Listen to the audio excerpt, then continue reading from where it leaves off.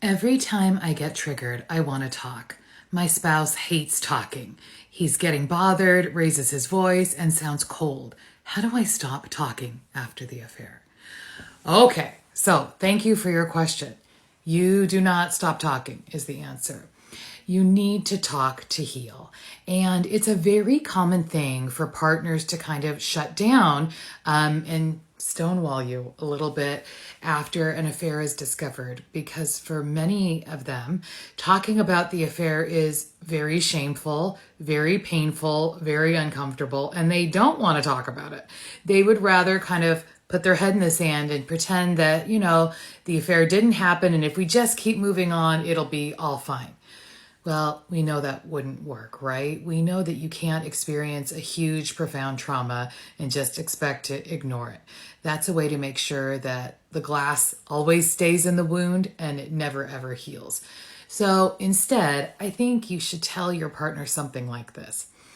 Hey, I know this is super painful for you and it's embarrassing and you feel crappy when we talk about it. I get it. It's horrible for both of us.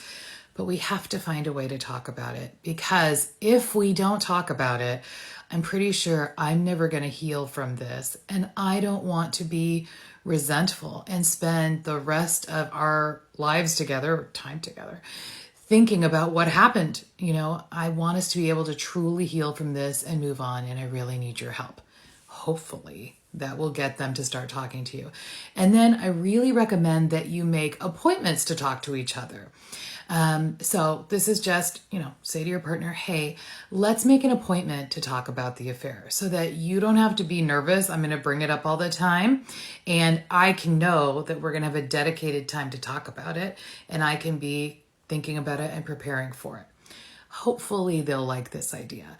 Now, at first, you should probably make an appointment to talk about it every day or every other day. And these appointments don't need to be really long. They should be as long as you guys can talk productively.